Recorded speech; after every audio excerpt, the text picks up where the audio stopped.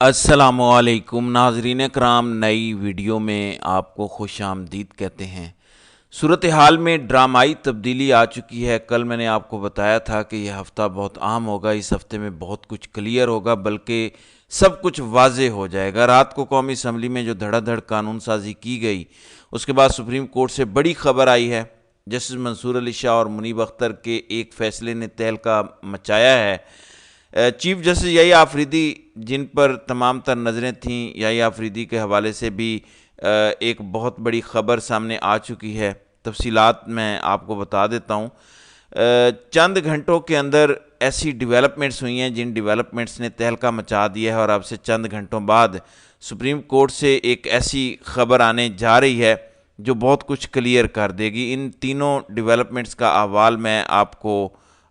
आगे चलकर बता देता हूं। पहले मैं यहां पर एक सवाल रखना चाहता हूं, और वो सवाल ये है कि क्या याहिया आफरीदी ने इस्टेब्लिशमेंट के साथ कोई डील कर ली है? क्या याहिया आफरीदी ने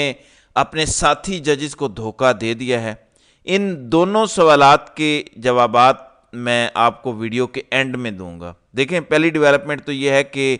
रात गए जिस तरह कौमी असम्बली और सेनेट से धड़ाधड़ कानून साजी की गई, आर्मी एक्ट में तब्दीली की गई, आर्मी चीफ की मुद्दत मुलाजमत को 3 साल से बढ़ाकर 5 साल किया गया, फिर सुप्रीम कोर्ट में जजेस की तादाद 17 से बढ़ाकर 34 की गई,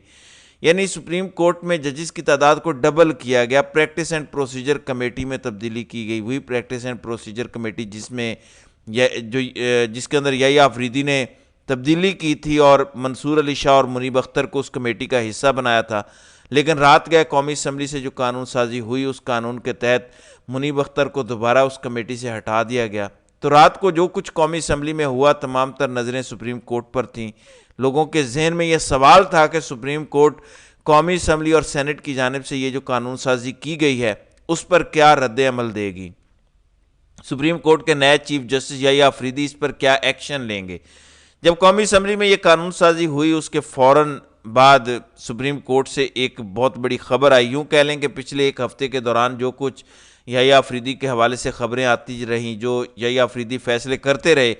कल रात को जो खबर सामने आई उसने तहलका मचा दिया। और ये खबर ये है कि 31 अक्टूबर को, जिस दिन मंसूर अली शाह उम्रे से अदायगी से वापसी पर पाकिस्तान आए,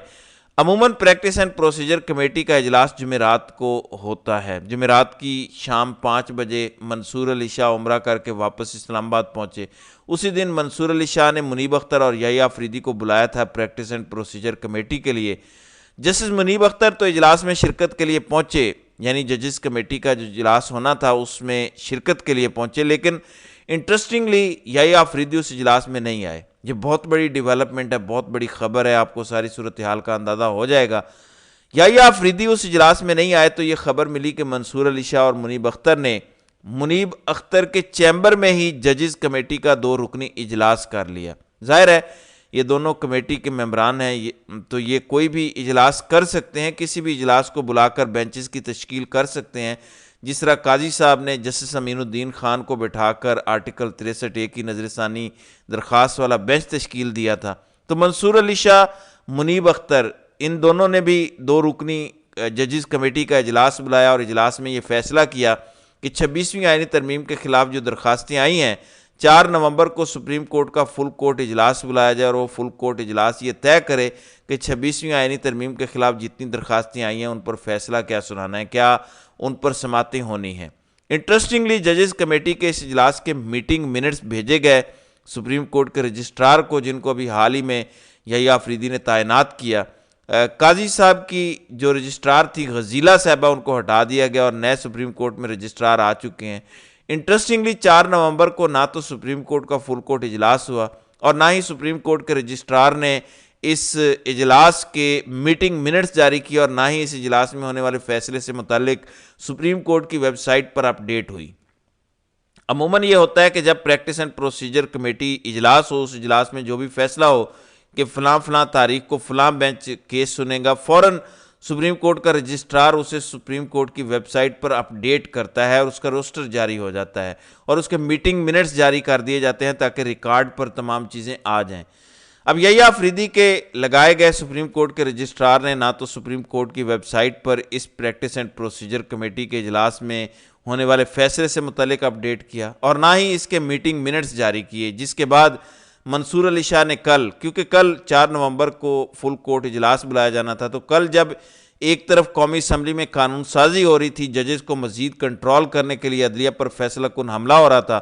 تو اسی ٹائم یہ خبر آئی کہ یحییٰ آفریدی کو پہلا خط لکھا ہے، پہلا تہلکہ خیز خط، جس میں تشویش اور افسوس کا اظہار کیا کہ جب سپریم کورٹ کے 2 ججز نے پریکٹس اینڈ پروسیجر کمیٹی کا اجلاس بلایا، پہلے تو انہوں نے اس بات پر افسوس کا اظہار کیا کہ آپ کو ہم نے پریکٹس اینڈ پروسیجر کمیٹی میں شرکت کی دعوت دی لیکن آپ شریک نہیں ہوئے۔ جب پریکٹس اینڈ پروسیجر کمیٹی کے باقی 2 ممبران بیٹھ کر یہ طے کر بیٹھے کہ فل کورٹ اجلاس ہوگا، 26ویں آئینی ترمیم کے لیے فل کورٹ بنے گا اور 4 نومبر کو یہ بینچ کیس کی سماعت کرے گا، اس پر بھی کارروائی نہیں ہو سکی، تو مجھے اس بات پر افسوس کا اظہار ہے۔ یہ جسٹس منصور علی شاہ نے یحییٰ آفریدی کو لکھا۔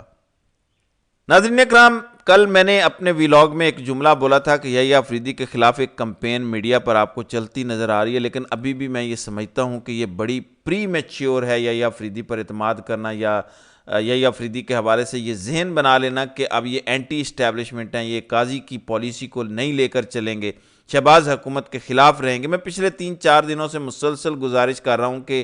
وہ تمام لوگ جو یحییٰ آفریدی سے اچھے کی توقع کر رہے ہیں، اس میں کوئی بری بات نہیں ہے، بالکل یحییٰ آفریدی سے اچھے کی توقع کرنی چاہیے، لیکن ابھی بہت ارلی ہے، اٹس ٹو ارلی ٹو سے اینی تھنگ، کہ یحییٰ آفریدی قاضی کی پالیسی کو لے کر نہیں چلیں گے، سپریم کورٹ کے ججز ڈٹ کر کھڑے ہو جائیں گے۔ گو کہ پہلے ہفتے میں یحییٰ آفریدی نے جو فیصلے کیے وہ بڑے اچھے تھے، لیکن جو خبر کل رات کو آئی جب قومی اسمبلی میں یہ بل منظور ہو رہے تھے، اس ٹائم جو خبر آئی کہ منصور علی شاہ تو پریکٹس اینڈ پروسیجر کمیٹی کا اجلاس بلانا چاہتے تھے، وہ تو 4 نومبر کو 26ویں آئینی ترمیم کے خلاف درخواستوں کو ٹیک اپ کرنا چاہتے تھے، لیکن یحییٰ آفریدی نے نہ تو پریکٹس اینڈ پروسیجر کمیٹی میں شرکت کی اور نہ ہی فل کورٹ بننے دیا۔ اس کا مطلب یہ ہے کہ کچھ تو ہے جس کی پردہ داری ہے۔ اب وہ 2 سوال جو میں نے شروع میں پوچھے تھے کہ کیا یحییٰ آفریدی نے اسٹیبلشمنٹ یا حکومت کے ساتھ مل کر کوئی ڈیل کر لی ہے، یا یحییٰ آفریدی اب خاموش ہو گئے ہیں، کیا یحییٰ آفریدی نے واقعی اپنے ساتھی ججز کو دھوکہ دیا ہے، تو آپ چند گھنٹے انتظار کر لیں، دیکھیں جو پچھلے چند گھنٹوں میں 2 ڈیولپمنٹس ہوئی ہیں، وہ دونوں ڈیولپمنٹس میں نے آپ کو بتا دی۔ پہلی ڈیولپمنٹ قومی اسمبلی میں اور دوسری ڈیولپمنٹ سپریم کورٹ میں ہوئی۔